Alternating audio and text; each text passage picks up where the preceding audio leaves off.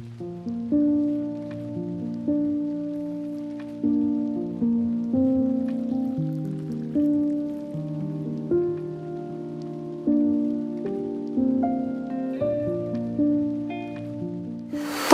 बांझपन आपकी निसंतानता का कारण हो सकती है।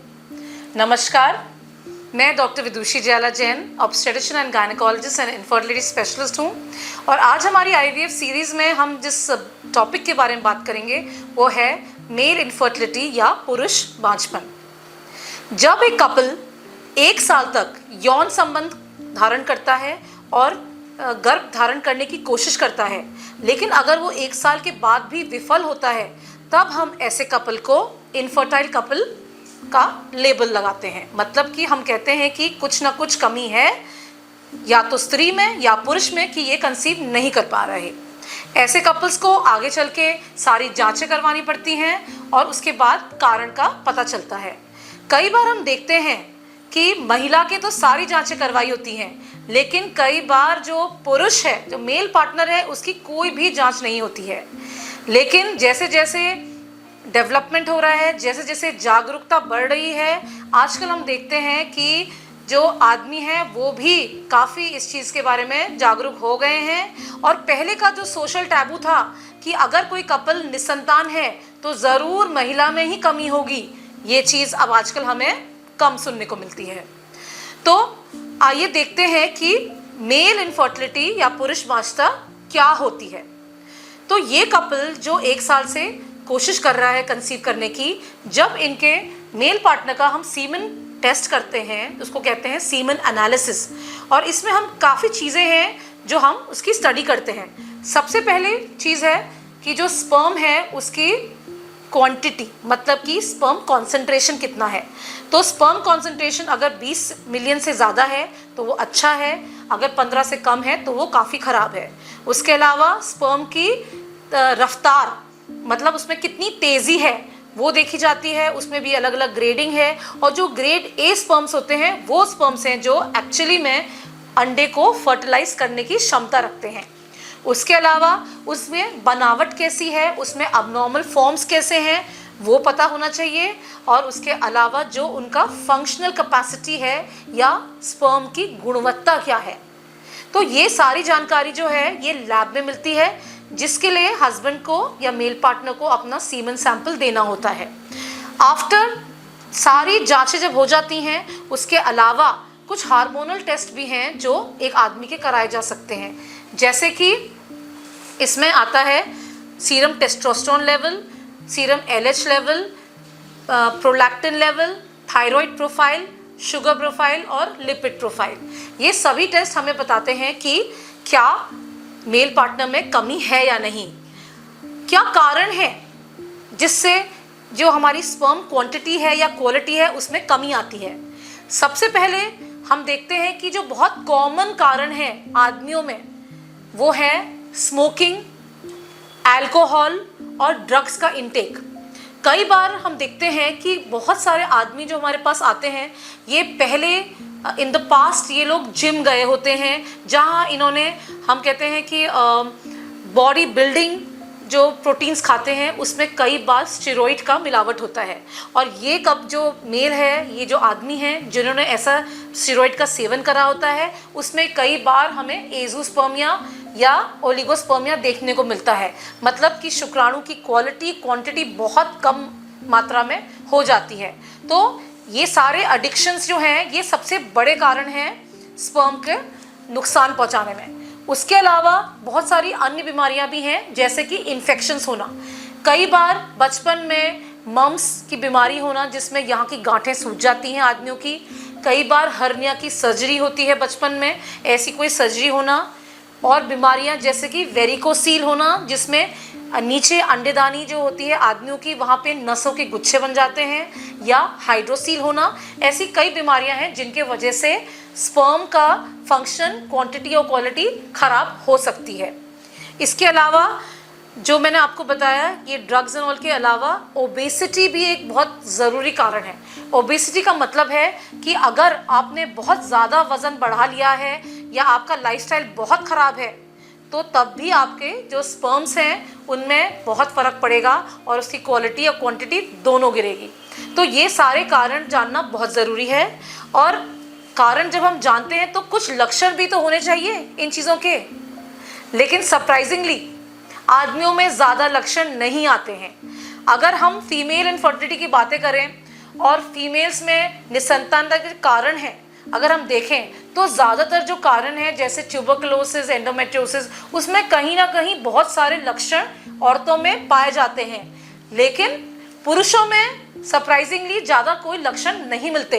इसलिए कई सारे पुरुष इस चीज़ से अनअवेयर होते हैं कि सच में हमारे सीमन में दिक्कत है। असलियत तब सामने आती है जब मेल पार्टनर का टेस्ट कराया जाता है। इसीलिए ये ज़रूरी है कि हम अपना लाइफस्टाइल अच्छा रखें, और अगर कोई कपल कंसीव करने के लिए या संतान प्राप्ति की कोशिश कर रहा है तो वो अपना सीमन टेस्ट सबसे पहले कराए। जब कारण मिल जाता है और हमारे सारे टेस्ट हो जाते हैं, उसके बाद आती है बात कि ट्रीटमेंट कैसे करा जाए। सबसे इम्पॉर्टेंट बात यह है कि ट्रीटमेंट में पहला नंबर का आता है लाइफस्टाइल चेंजेस। अगर आप स्मोकिंग ज़्यादा करते हैं, अल्कोहल ज़्यादा पीते हैं, तो ये दोनों चीज़ें क्या करती हैं, आपके स्पर्म की गुणवत्ता कम करती हैं, क्योंकि ये अंदर जाके उसके डीएनए को डैमेज करती हैं और ये शुक्राणु फिर आगे चलकर एग को फर्टिलाइज नहीं कर पाते और आपका बेबी नहीं होता है। तो सबसे पहले स्मोकिंग कम करिए, अल्कोहल कम करिए, अगर किसी और ड्रग का सेवन करते हैं तो उसको कम करिए। इसके अलावा अगर आपका कोई ऐसा व्यवसाय है जिसमें बहुत ज़्यादा गर्मी है या आप केमिकल एक्सपोजर है आपको, तो आप अपना काम चेंज करिए या अपना केमिकल एक्सपोजर या हीट एक्सपोजर भी कम करिए, राइट। उसके अलावा थर्ड थिंग है अपना पहनावा। कभी कभी बहुत ज़्यादा टाइट क्लोथ्स की वजह से भी आदमियों में भी दिक्कत आ सकती है और इसलिए अपने कपड़े ढीले पहनिए। अदर देन दैट बाकी ट्रीटमेंट जो है वो आपकी जांचें हुई हैं, अगर उसमें कोई कमी है, जैसे कि आपका टेस्टोस्टेरोन लेवल अगर कम है या आपका थायराइड लेवल ख़राब है या आपको डायबिटीज़ डायग्नोस हो गई है या आपका लिपिड ज़्यादा है, तो इस तरीके से आपकी जितनी बीमारियां निकली हैं उनका भी इलाज करा जाता है, जिनके लिए कई सारी दवाइयाँ उपलब्ध हैं। ये दवाइयाँ एक तो बीमारी की जड़ तक जाके उसको ठीक करती हैं, उसके अलावा हमारे पास बहुत अच्छी अन्य दवाइयाँ भी हैं जिन्हें हम एंटीऑक्सीडेंट्स कहते हैं। ये एंटीऑक्सीडेंट्स जो हैं मल्टीविटामिन्स होते हैं और ये आपके शुक्राणु की गुणवत्ता बढ़ाते हैं, और जो कारण हैं जैसे स्मोकिंग, अल्कोहल, ड्रग्स और अदर केमिकल अफेक्ट जो हो गए शुक्राणु पे, ये उसको काटते हैं और एक अच्छा फंक्शनल स्पर्म पैदा करते हैं। इसके अलावा बहुत सारी अन्य दवाइयाँ हैं जो स्पर्म की मात्रा बढ़ाती हैं, जिसे एक औरत को, जैसे हम अंडे ज़्यादा मात्रा में बनाने के लिए ओव्यूलेशन स्टिमुलेशन करते हैं, उसी तरीके से कुछ हमारे पास दवाइयाँ हैं जो स्पर्म का नंबर और क्वांटिटी भी बढ़ाती हैं, साथ साथ में इसकी क्वालिटी और गुणवत्ता भी इम्प्रूवमेंट करती हैं और इसके जो रफ्तार है वो भी बढ़ाती हैं।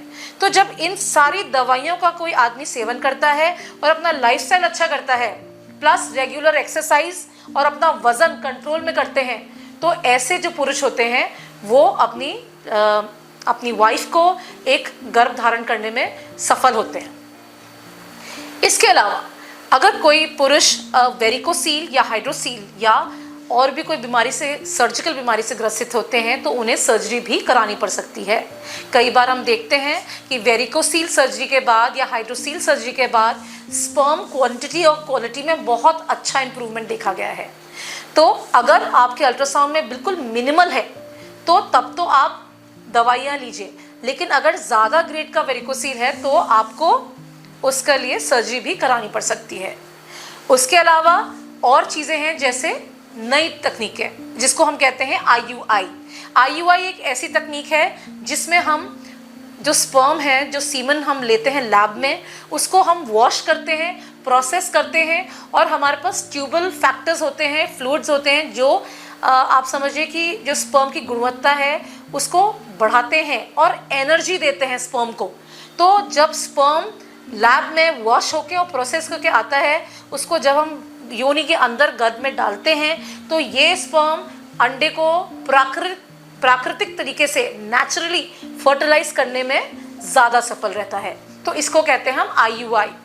लेकिन अगर इन सब चीज़ों के बावजूद अगर कोई ऐसा मेल पार्टनर है जिसके स्पर्म में बहुत ज़्यादा कमी है, या हम कुछ सिंड्रोम्स कहते हैं जिसको ओट्स सिंड्रोम कहते हैं, मतलब कि ओलिगोएस्थेनोटेराटोजूस्पर्मिया, मतलब कि स्पर्म बहुत ज़्यादा ख़राब है, तो ऐसे में आपको IVF भी कराना पड़ सकता है।